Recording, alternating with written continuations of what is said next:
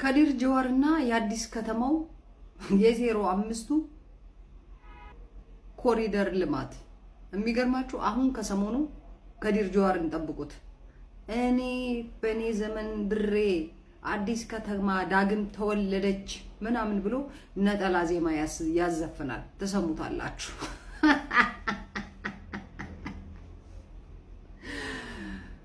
ህዝቡ በሌለው ገንዘብ እየተበደረ እስከ 40,000 ብር ከውጪ ያለውን ግድግዳ ቆርቁሮ 3 አይነት ቀለም ቀብቶ ቫርኒሽ አስቀብቶ ለማሳመር ይሄን ሁሉ ብር አውጥቷል።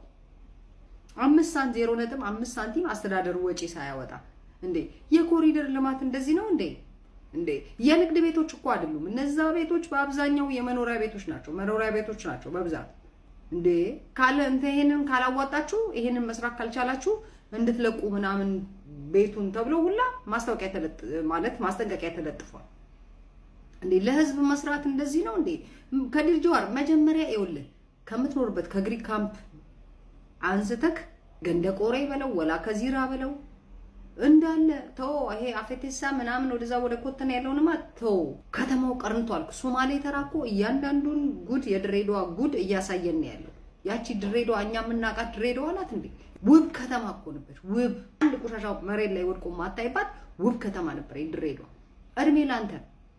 አንተ ስትመጣ ጎዳና ተራዳሪው በዛ፣ ቆሻሻው በዛ፣ ዳሃው በዛ።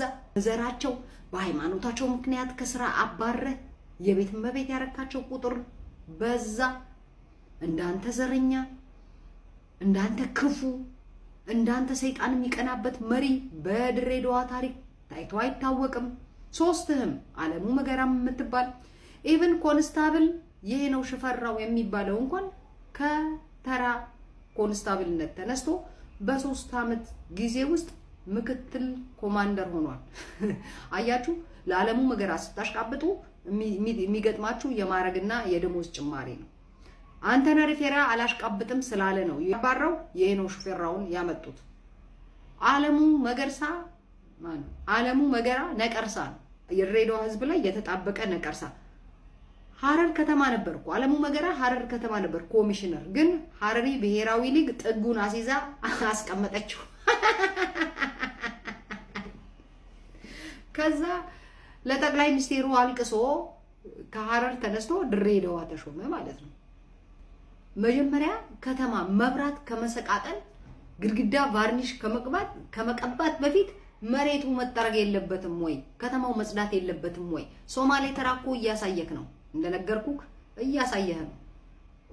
መጀመሪያ ከተማ አጽዳ ወገኛ። ለነገሩ ከተማ ውስጥ መቼ ታውቃለህ? ይህንን ፎቶ የተነሳኸው ነፃነት ወርቅነህ ቁልቢ ገብርኤል ለንግስ በመጣበት ጊዜ ነው። ወደ ገብርኤል ሲሄድ አገኘኸው። ባጃጅ ውስጥ እንደማንኛውም አድናቂ ተነሳክ። ከዛ በኋላ ሽንጥህን ገትረክ ሀዘንተኛ መስለህ ነፃነት ወርቅነህ ልክ ከብልጽግና ጋር ግንኙነት እንዳለው አይነት ለማስመሰል ማይክሮፎኑን እንደሰጠህ አላውቅም ስትዘላብድ ነበር። ካድሬ፣ ደንበኛ ካድሬ፣ አስመሳይ። በኦርቶዶክስ ተዋህዶ ቤተክርስቲያን ላይ ያለህን ጥላቻ በትግራይ ህዝብ በተናገርከው በሱ ለክተነዋል። የትግራይ ህዝብ የካባን ድንጋይ ያፈርሳል፣ መጥፋት አለበት፣ ዘሩ መነቀል አለበት ያልከው ኦርቶዶክሳዊ ነው። የትግራይ ህዝብ የተለየ ሃይማኖት የለውም።